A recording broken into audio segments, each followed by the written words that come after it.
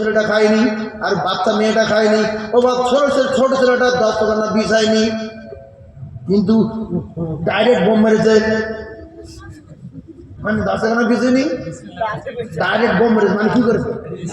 বিসমিল্লাহ বলে, সুবহানাল্লাহ বলে। ওর প্লেটে বসতে পারিনি। 3 বছরের একটা মেয়ে আছে, ওর দাদির মা ভাত খাওয়াবে, এখন বলছে এই মেয়েটার প্লেটে খাওয়াবো। ওর মা 10 খানা বিছায়নি, ডাইরেক্ট ভাত খাওয়া দেওয়ার সময় বলে দিয়েছে বিসমিল্লাহ, সোনা সোনা বিসমিল্লাহ। ওর মাথায় ভাত পড়েছে। সারাদিন ভিতর বাড়ি, দুপুরবেলা খাইনি। সারাদিন ভিতর বাড়ি, দুপুরবেলা খাইনি। এইবারে বিকাল থেকে শ্বশুর ঢুকতে সালাম আলাইকুম, শাশুড়ি সালাম আলাইকুম, ভাড়া ভাই সালাম আলাইকুম, নিজের বাপ সালাম আলাইকুম, গিন্নি সালাম আলাইকুম, বোন স্কুল যাচ্ছে সালাম আলাইকুম। আবার মাত্র ভিতর বাড়ি, সন্ধ্যাবেলা ফের বোম ফিট করেছে, 10 টাকা বিছিয়েছে। পরে যে খাচ্ছে বিসমিল্লাহ, যে খাচ্ছে বিসমিল্লাহ, মাথায় পড়ে ভিতর বাড়ি, মাথায় পড়ে ভিতর বাড়ি। এ তো পেরেশান করে ফেলেছে। সকালবেলা খাবে, চা খেয়ে থাকবে, পানি খেয়ে থাকবে, বিস্কুট খেয়ে থাকবে। সকালবেলা যখন নামাজ পড়ে উঠেছে, চা যখন খেয়েছে বিসমিল্লাহ বলেছে, বিস্কুট যখন খেয়েছে বিসমিল্লাহ বলেছে। আল্লাহর কসম, কিতাবে লেখা 2-3 দিন দেখবে লাখে 2 পালাবে। আপনার বাড়ি শয়তান আর টিকবে না। মালিকের কাছে বিচার দেবে, মালিকের কাছে বিচার দেবে। মালিক মানে ইবলিস।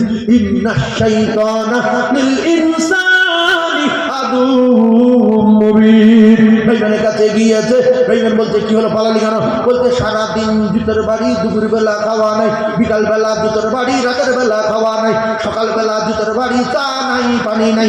ওখানে যাওয়া দরকার না। ছেলের বউ তালাক হবে না, নিজের স্ত্রী তালাক হবে না, রহমতে বরকতে সংসারে ভরে যাবে, দানার অভাব হবে না। জোরে বলো।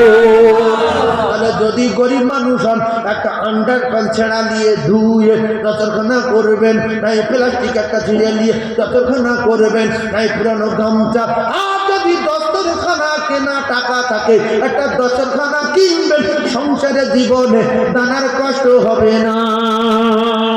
আর যদি বলো সংসারে বাদ ফেলতে চাই, স্বামী যত ইনকাম করুক ধ্বংস করতে চাই, দুটো একটা বিশ্বঘাতক নারী আছে, জুতো পায়ে দিয়ে ভাত খোলে, জুতো পায়ে দিয়ে ভাত খোলে, আবার ওই ভাত পড়ে গেলে জুতো পায়ে দিয়ে মারায়, বলে আমার কি নাই, ভাতের আবার সম্মান, 10 বিঘা জমি, স্বামী চাকরি করে, জুতো দিয়ে ভাত মারাই, বিসমিল্লাহ বলি না। ও বলি বদল যখন ঢুকবে, ভাটার মতো সব টেনে চলে যাবে, কারু বাপ দেখাতে পারবে না। এই বয়সে দেখেছি নিজের জিন্দগি ধনী, শেষ বয়সে ভিক্ষা করে কে মরেছে। এই আত্মীয়র বাড়ি যখন যাবেন, প্রথমে সালাম দেবেন, এই আল্লাহর গজব আপনার উপরে হবে। অনেক বব্বর আছে, নবীতে জ্ঞান বেশি। নবী বলছে আমি যখন কোথাও যেতাম সালাম দিতাম, আমি আমার মেয়ের বাড়ি যেতাম সালাম দিতাম। আর এখনকার কিন্তু বব্বর, নবীতে জ্ঞান বেশি। এরা আত্মীয়র বাড়ি যাচ্ছে, নিজের ছেলের বিয়ে দিয়েছে, বিরাট ওজন। ছেলের বাপ মানে কি সাংঘাতিক ব্যাপার না? বিয়ে করলি মেয়ের শাস্তি দেবো, ছেলে বলবো তালাক দে, বের বলবো চলে না, আমরা ভেটিয়ে দেবো। এবার এই গরম নিয়ে সোজা গিয়ে দেখতে বের গেটে ছিটকি দেওয়া, পাঁচিল দরজার ছিটকি খুলে গেছে। গিয়ে দেখছে বারান্দায় একটা ছিটকি লাগানো আছে, সেখানটায় গিয়ে এবার ঢুকে দেখছে বেই শুয়ে আছে, উপরে পাখা চলছে, সাঁ করে পাখা ঘুরছে, আর লুঙ্গি উঠে গেছে, আন্ডারপ্যান্ট ভাইরা আমার বাবাদিরা বের আন্ডারপ্যান্ট ভো করে ঘুরছে। আর গিয়ে দেখে, ডান দিকে তাকিয়ে দেখে বিনের মাথায় কাপড় নাই, ডাবনা বেরিয়ে গেছে, বিনও পাকা হাওয়া খাচ্ছে। এই রাজ্য জাতির কলঙ্ক, তোমার জন্য বিনের ডাবনা দেখা হারাম। বের আন্ডারপ্যান্ট ঘুরতে তুমি দেখে লাস্টে মুখুর মতো বলছো কই রে। এবারে বিন খিগড়ি ঘর মধ্যে ঢুকেছে, আর বেই তাড়াতাড়ি লুঙ্গিটা ফেলে পাবো না ভাই। আল্লাহ সগিনা মা কথা গেলে বেরিয়ে দেবো। এইবারে সগিনা মা তো হাঁপাচ্ছে, হাঁপাচ্ছে, সম্পর্ক করে দাঁড়ানো ভাবতে গেলেছে। তো বলছে তুমি এই শোনো, ভিতরে এসো। বের বসতে বলো, বেই বসলো, ভিতরে গেছে। বলছে দেখ শরবত কর, বলতো শরবত তো করবো, কিন্তু জানে রয়নি, মাথায় কাপড় ছাড়া ছিল, তারপর মনে শব্দ গেলেছে, বলছে বেই বাবার যেন বুঝতে পারবেন, তাকে দেখবে তুই এক কাজ কর, শরবত ছি ছি ছি ছি ছি ছি ছি ছি ছি ছি আল হায়াউ শুবাতুম মিনাল ঈমান, লজ্জা শরম হলো ঈমানের অঙ্গ। তোমার জ্ঞানগম্যি যদি থাকতো, তুমি যদি নীতি মানতে, আত্মীয়র বাড়ি গিয়ে প্রথম দরজায় সালাম দিতে, তোমার বউ, তোমার বৌমা, তোমার ছেলের গিন্নি, তোমার বের বৌমা, তোমার বের বড় ছেলের বউ, ছোট ছেলের বউ, তারা বারান্দায় শুয়ে আছে, ঘরের ভিতরে গল্প করছে, তুমি যদি দরজায় সালাম দিতে আসসালামু আলাইকুম, আল্লাহর কসম সুন্নাত জিন্দা হতো, মান তামাসসাকা বিসুন্নতি ইনদা ফাসাদি উম্মতি ফালাদুল মিয়াতা শাহীদিন, তাকে শহীদের সওয়াব হতো, রহমতে বরকতে ভরে যেত। আর বেঈমান বলতো আমার বের জ্ঞান আলাদা, ভালো বংশের লোক, এর বাম্মা ছিল ভালো, যদি সালাম না দিত আন্ডার পান দেখে নিত। এই দাবায় শুয়ে থাকলে অনেকে এমনি হাঁটুর কাপড় উঠে যায়, খুব গরম হচ্ছে, আন্ডারপ্যান্ট পরে আছে, হাঁটুর কাপড়টা একটু টেনে বেয়ে এসে দেখছি আন্ডারপ্যান্ট মো শুধু উঠছে পাকার হাওয়ায়। তোমার বের হাঁটু দেখা তোমার জায়েজ আছে? হ্যাঁ, তুমি এত বাব্বর কেন? আজ থেকে শপথ করুন, রসুলের সুন্নাত জিন্দা করব, রহমতে বরকতে ভরবো, 100 শহীদানের সওয়াব নেবো, যে আত্মীয়র বাড়ি যাবো, পাঁচিল নেই, ওই পিচের রাস্তায় ওখানে দাঁড়িয়ে সালাম দেবো, আসসালামু আলাইকুম, কই ভাই আসো, হ্যাঁ আমি সকিনার আব্বা। তাহলে বিন বলু, আর ওই বের বড় ছেলের বউ বলি, আর বড় ছেলে ওই গল্প করছিল, ছোট ছেলের বউ আর ছোট ছেলে গল্প করছিল, তাহলে তুমি ডাইরেক্ট দিয়ে সোজা দরজায় পর্দা দেওয়া আছে টেনে,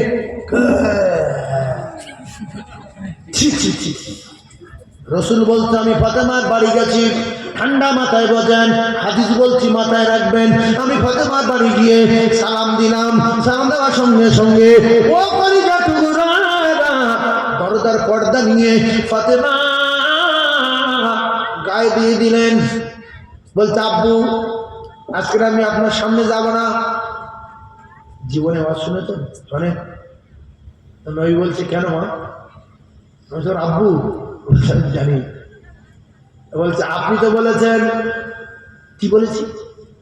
ফাতেমা গরিবদেরকে বিয়ে দিয়েছি, জীবনে কোনদিন তোমার কোন ব্যবহারে তোমার স্বামী আলী, আমার জামাই আলী যেন রেগে না যায়, তোমার কোন ব্যবহারে যেন অসন্তুষ্ট না হয়, নারাজ না হয়।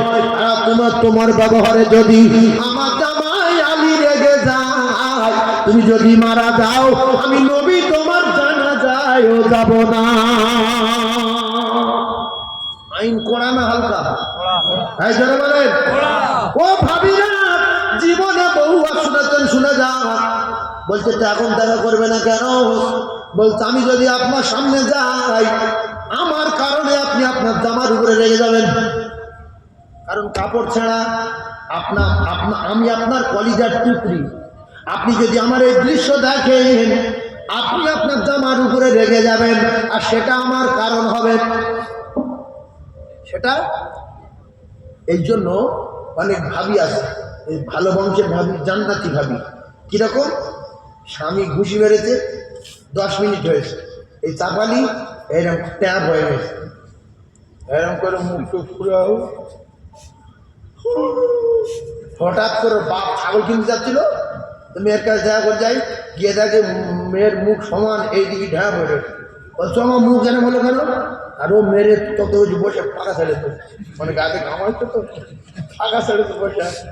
আর মেয়েটা বারান্দায়, তো মেয়ে দেখছে যে এক্ষুনি যদি বলি তোমার আব্বা কেস করবে, আর না আমার দিয়ে চলে যাবে, আর না আমার স্বামীর মারবে, আর আমার ভাই 4-5টা খুব রাগি। বলছে আব্বা এই নামতে নিয়ে আরে এই ইঁটে তোমার পড়ে গিয়ে মুখটা কি হয়ে যাবে, এখন তোমার জামাই ডাকেনি। বলছে জামাই কই? বলছে ঘুমাচ্ছে ঘর ভিতরে। যখন এই কথা বলেছে, স্বামীর কলিজা পাথর হয়ে গেছে, তাই জানলাম কার গায়ে হাত দিয়েছে, তো জান না কি এই কথা ঠিক না? তো জান না কি আমি কার গায়ে হাত দিছি? চুপ করে বসে আছে। তা বলছে তো জামাই উঠলি ডাক্তারখানা যাস না, টাকা দেবো, আমি ছাগল কিনতে যাচ্ছি। তা বলছে টাকা লাগবে না, তোমার জামাই উঠলে আমি ডাক্তারখানা যাবো। ওরে কিছু জানে না, বাবা যাই শহরে চলে গেছে, স্বামী ছুটে এসে জড়িয়ে ধরবে না যে তুই তো আমার জীবন রে, আমি আর কোনদিন তোর মারবো না, ঘরের উপর লে সঙ্গে সঙ্গে মাথা পানিটা আমি দে, ডাক্তারখানা ছুটবে না ছুটবে না ছুটবে না ছুটবে না। কলিজার টুকরা ভাইরা আমার, স্বামী যদি খুশি হয়, স্বামী যদি খুশিতে বাগে বাগ হয়ে যায়, আল্লাহর কসম স্ত্রী যদি মারা যায় ওই স্ত্রী মরবে আর আল্লাহর জান্নাতে যাবে রে। নোংরা নারী জাতির কলঙ্ক নারী, আল হায়াউ শুবাতুম মিনাল ঈমান। ও ভাবি গো, তোমার স্বামী তোমার মেরেছে, বড় কথা বলেছে, তুমি তোমার বাপের ডেকেছো, বড় ভাত ডেকেছো, তারা এসে তোমার স্বামী মেরেছে, ঘুষি মেরেছে, খানায় দিয়েছে, কেস করেছে। ও কলিজা টুকরা না, ওই রাগে অনেক স্বামী জমি বিক্রি করেছে, জায়গা বিক্রি করেছে, দোকান বিক্রি করে নোংরা নারী তালাক দিয়েছে। হয়েছে না হয়নি? ও ভাবি, তাও যদি না হয় ওই স্বামী তোমার বদদোয়া করবে। আল্লাহর কসম, আল্লাহর কসম, আল্লাহর কসম, রাসূলুল্লাহ জানান, যদি কোনো ভাবি তার স্বামীর উপরে রেগে কথা যদি না বলে, রাতের বেলা বিছনায় যদি কথা না হয়, একদিকে মুখ করে শুয়ে থাকে, আল্লাহর নবী জানান সারা রাত আল্লাহ পাকের ফেরেশতা ওই নারীর উপরে বদদোয়া করতে থাকে, আল্লাহ এই নারীর ধ্বংস করো, আল্লাহ এই নারীর দোষকে টিকিট দাও, এই নারী জাতির কলঙ্ক। স্বামী লেগে আছে, একদিকে ঘুরে আছে, আলাপ করে না। নবী বললেন যদি ওই অবস্থায় মারা যায় ওই গিন্নি যাবে জাহান্নামে, জাহান্নামে, জাহান্নামে। এজন্য রাসূলুল্লাহর স্ত্রী আমাদের সকলের মা খাদিজাতুল কুবরা বলতেন, ইয়া রাসূলুল্লাহ, আপনি আমার জান, আপনি আমার জীবন, আমি আপনার জীবনের চেয়ে বেশি ভালোবাসি। আপনার জন্য সম্পদ, বিল্ডিং বালাখানা, গহনাগাটি, সোনা গহনা সব দান করে দিয়ে অবশেষে আমি আমার জীবন জানটা আপনার কদমে কুরবান করে দিয়েছি। আর রাসূলুল্লাহ, আপনি কথা দেন, আপনি কথা দেন, আমি মারা গেলে আপনি আমার ভুলে যাবেন না, আমি মারা গেলে আপনি আমার ভুলবেন না। নবী বললেন, খাদিজা রে, আমি কথা দিলাম ভুলবো না। একবার জোরে বলুন সুবহানাল্লাহ। ও কলিজার টুকরা, হযরতে মা খাদিজাতুল কুবরা বললেন, ইয়া রাসূলুল্লাহ, আপনার ছেড়ে বিদায় নেব, আমি চলে যাব, আপনি আমার স্বামী, একটা কথা গান আমি শুনি, আমার যখন দাফন করবেন সবাই তো চলে আসবে জান্নাতুল মুআল্লা থেকে। আমি মা খাদিজাতুল কুবরার কাছে গিয়ে জান ভরে কেঁদেছি, মা খাদিজাতুল কুবরার কবরের কাছে জান ভরে কেঁদেছি, কয়েকবার মদিনা সফর, মক্কা সফর করেছি, জান উজাড় করে কেঁদেছি। সেই মা খাদিজা বলেন, ইয়া রাসূলুল্লাহ, সবাই তো চলে যাবে, আপনি কথা দেন আপনি যাবেন না। নবী বললেন, কেন? বলছে, আপনি কথা দেন, আপনি তো যা বলেছেন আমার কলিজা ফাঁকা হয়ে যাচ্ছে, কবরে যদি প্রশ্নের জবাব দিতে না পারি কবর সংকীর্ণ হয়ে যাবে, ডান দিকের পাঁজরে হার বাম দিকে ঢুকিয়ে দেবে, চাপ দেবে, আটা করে দেবে, আবার কবরে 99টা সাপ দেওয়া হবে। ইয়া রাসূলুল্লাহ, শুধু আপনি একটু দাঁড়াবেন, আর আমি খাদিজা যদি কবরে ফেসে যাই, আপনি আপনার আল্লাহকে একটুখানি বলবেন, আপনি আমার আল্লাহকে একটুখানি বলবেন, আল্লাহ খাদিজার কবরে আযাব দেবেন না। খাদিজা আমার প্রচন্ড ভালোবাসতে, আল্লাহর কাছে আপনি যদি বলেন, আমার দৃঢ় বিশ্বাস আল্লাহ আপনার কথা নিয়ে আমি খাদিজা আমার কবর প্রশস্ত করে দেবে। ও ভাবিরা, খারা, আমি আপনাদের কাছে সময় নেব না, কারণ অনেকক্ষণ হয়ে গেছে। মা খাদিজার লম্বা জীবনী, রাসূলুল্লাহ কতটা ভালোবাসতেন স্ত্রী খাদিজা। আল্লাহর কসম ভাবিরা, মা খাদিজা যতদিন বেঁচে ছিলেন রাসূলুল্লাহ দ্বিতীয় বিয়ে করেননি। রাসূলুল্লাহ দ্বিতীয় বিয়ে করেনি।